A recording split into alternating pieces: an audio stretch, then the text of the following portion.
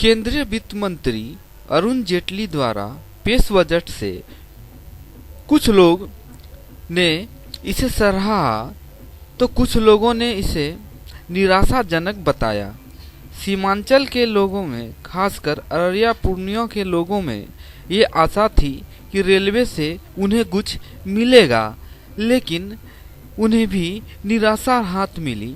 हाल में ही पूर्व केंद्रीय मंत्री व स्थानीय सांसद तस्लीमुद्दीन जब केंद्र सरकार से मिले तो उम्मीद जगी थी कि सीमांचल को कुछ न कुछ मिलेगा, लेकिन निराशा हाथ लगी। आइए देखते हैं अररिया के लोगों की प्रतिक्रिया। गरीब के विरोध में ये बजट रहा, किसान के विरोध में ये बजट रहा। ये बजट इस बार का किसान के विरोधी बजट है। सीमांचल को हर बार जो ये एक लोगों का आस रहता है, उस बार कितना निराशा हाथ लगी है?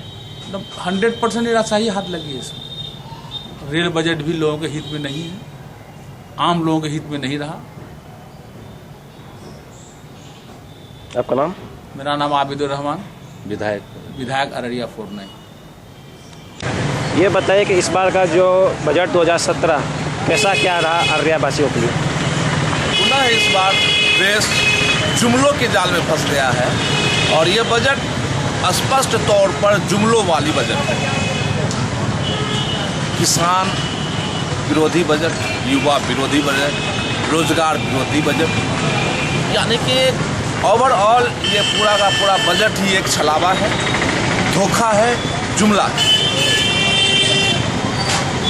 और आप देखिए कि आज जब वो प्रधानमंत्री बने थे, उससे पहले बने, उसके बाद कई तरह के मामले आए। अव्वल तो बजट के मामले में मेरा एक स्पष्ट ये कहना है कि ये जो उत्तर प्रदेश और 5 राज्यों में जो चुनाव है, उसके नज़र तो मद्देनज़र बजट नहीं होना चाहिए था। अभी इससे लोग प्रभावित है, लेकिन हमने इससे पहले भी कहा था कि वैसे आवाम को इस बजट से कुछ हासिल नहीं, बावजूद उसके लोगों ने देखा कि इस बजट में किसको, सिर्फ पूंजीपतियों को इससे फ़ायदा हुआ, उन्हीं को लाभ मिला है, उसके अलावा किसी को नहीं। आप बात करेंगे टैक्स की, तो आप देखें कि टैक्स पेड करने वाले लोग क्या गरीब हैं? वो बड़े लोग होते हैं जो टैक्स पेड करते हैं।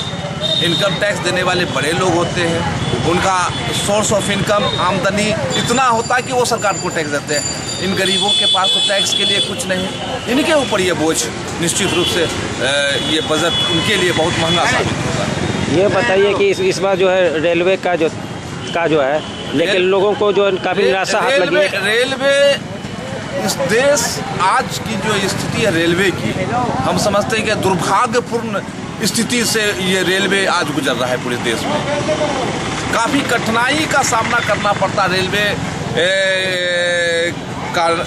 का नाम लेते ही बड़ी अंदर दिल से जो है ना दर्द सा निकलता है कि रेलवे की स्थिति क्या थी हमारे देश में, आज रेलवे की स्थिति क्या है देश में।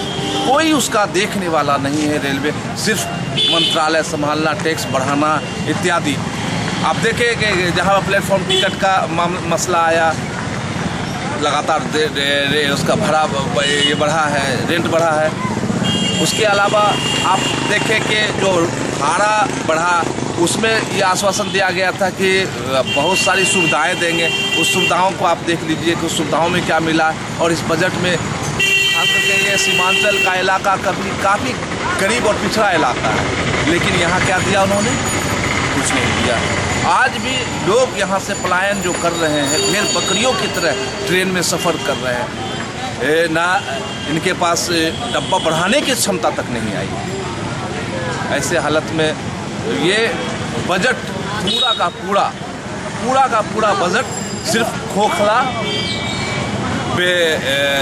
बेबुनियादी बजट। आपका नाम? मेरा नाम आबिद हुसैन अंसारी, मैं संगठन मंत्री बिहार प्रदेश कांग्रेस से। ये बताइए कि आज जो आम बजट जो पेश किया गया है, ये बजट में आपका क्या राय है? ये लघु पब्लिक का जो 5 स्टेट को देखते हुए और जो इलेक्शन को देखते हुए लॉलीपॉप टाइप का ये बजट है। इसमें जो है गरीबों को कितना क्या फ़ायदा हुआ है? गरीब को क्या फायदा हुआ? मनरेगा जो पहले से चल रहा था उसको बढ़ाने का नाम लिया। वो एक नया प्रोजेक्ट, मतलब इसको जिस तरह पैसा बंद हुआ था, लोगों को एक ख्वाहिश थी कि एक नया चीज़ कुछ दिया जाएगा किसान को इस बजट में। उस तरह का कोई भी चीज़ नज़र नहीं आ रहा है। जैसा जो चीज़ चल रहा था उसी को उन्होंने रिपीट किया।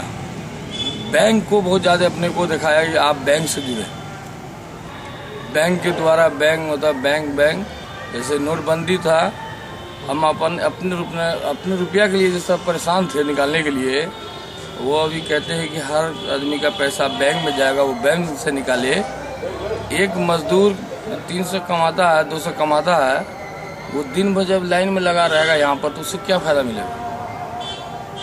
आप बोल रहे हैं कि मनरेगा को आपने बढ़ाया, बजट को बड़ा लंबा ख्वाब दिखाया है, जो हम लोग हर साल देखते हैं बजट के टाइम में, लेकिन जब तक ये नीचे जमीनी स्तर पर जब तक नहीं उतरेगा, इसको हम सही नहीं मानते। आपका नाम? हैदर यासीन, जन अधिकार पार्टी प्रदेश। ये बताइए कि इस बार का जो बजट है, उस बजट से यहाँ के लोगों को कितना लाभ हुआ है? यहाँ के बिहार के साथ नरेंद्र मोदी ने फिर एक बार छलावा किया। बजट में बिहार की घोर उपेक्षा की गई है, खासकर सीमांचल में एक भी रेल परियोजना नहीं लाया, और न ये किसानों का है, न युवा का है, न गरीब का है, किसी का नहीं। अपना शशि भूषण। ये बताइए कि इस बार का जो बजट है, इस बजट से लोगों को क्या हाथ लगा, क्या निराशा लगा? सीमांचल के लोगों को ठग लिया गया, इसलिए कि हम लोग को इस बजट से उम्मीद थी कि जोगबनी के लिए, नई दिल्ली के लिए ट्रेन, पटना के लिए ट्रेन देना था, कुछ नहीं दिया, और कोई खास नहीं रहा आम बजट। आपका नाम? मेरा नाम राजीव कुमार राज। बजट हमारे हिसाब से तो अच्छा था कि आम आदमी का उसमें थोड़ा नीचे तबके के आदमी का ख्याल ज़्यादा रखा गया, और पार्टिकुलर एक सब्जेक्ट को उस पर अथी कर दिया, मतलब वो अवॉइड कर दिया गया कि इससे कि किसी को क्या उसका क्या आगे का क्या व्यवस्था रहेगा, कैसे उसको चलाए। मेन रेलवे का था, तो रेलवे को आप बोलिए। ये जो अभी बजट पेश हुआ है, ये अरुण जेटली जी ने जो पेश किया है, इसमें जो है सीमांचल के लिए कुछ नहीं दिया है। बहुत आस था सीमांचल के लोगों के लिए कि यहाँ पर कुछ मिलेगा। जो पहले से जानकारी मिली थी कि श्री तस्लीमुद्दीन साहब जो है वो केंद्र सरकार से जाकर के मिले थे, और कुछ उम्मीद जगी थी यहाँ के जनताओं को कि यहाँ कुछ आने वाला है, मगर सिर्फ लॉलीपॉप के अलावा जो है यहाँ कुछ नहीं मिला। यहाँ के जनताओं को जो है कि निराशा हाथ लगी। सरस्वती पूजा का विसर्जन शुरू हुआ।